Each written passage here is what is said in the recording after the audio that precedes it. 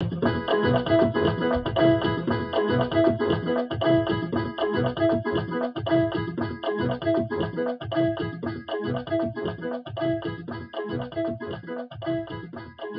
where I split it in the middle, I'm going to open it up. And I'm going to straddle the mannequin.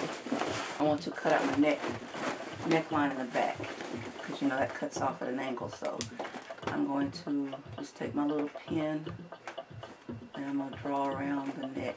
So what I'm going to do now is I'm going to take the fabric and I'm going to cut my neckline out. So now my neck pieces are cut out, so I'm going to take them and fold them and join them together so that they'll come together in the back to be my closure for the neck. Okay, see how I got the neck connected? So now we're going to come back to the back, and you see how it kind of looks like a little swing coat with the neckline here? Is I want to bring this all the way around, and I want to draw out or cut out the armhole. Here's my back, but I'm going to come up a little bit higher than where I want it to be, and I'm simply going to cut out the armhole. And like I say, you want to make sure everything matches good, and you're going to simply cut this out as a pattern. We're doing our pleats.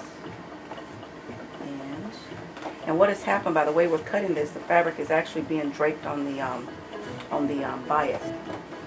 And then you're going to do the same thing for the other side. And then you're going to take it and you're going to overlap it. We're going to end up having a midriff because we want this to come just over the bust. And so what I'm going to do is I'm going to cut this right here. What I'm doing here is I'm cutting out my midriff. Okay, I've got my piece mirrored out, and I'm going to put it back on the mannequin now so you can see just what I did in my cuts. Okay, as you see, I've got it pleated, got extra fabric. I'm going to bring the right over the left. I'm going to do a dart right here. As you can see, the body pretty much is telling you exactly where to do the dart. There we go. So now that brings us around to the side. Pin that in place there. And then I'm going to turn this in and just pin that in place.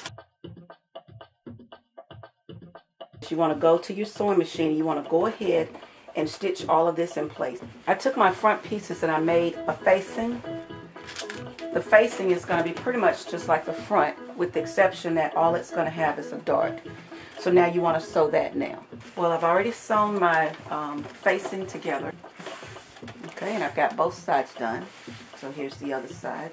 I have attached my facing to the front of the bodice.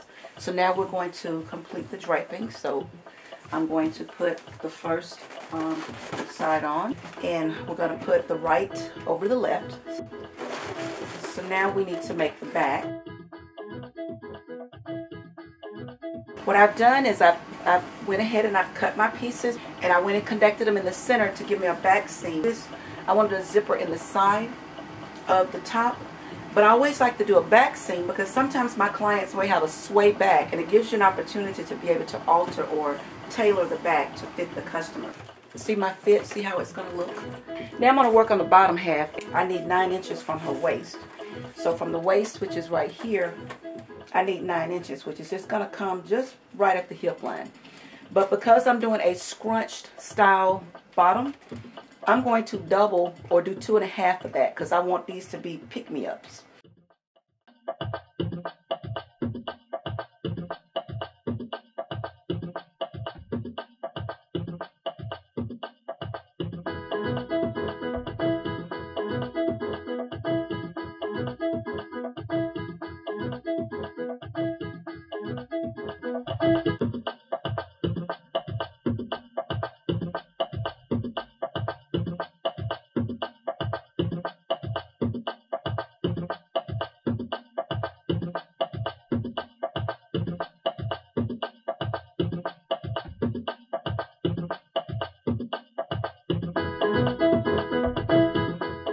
With pick-me-ups, you have to attach these somewhere underneath, and since there's not a liner to attach the pick-me-ups, here's a little tool, a little trick that I'll show you.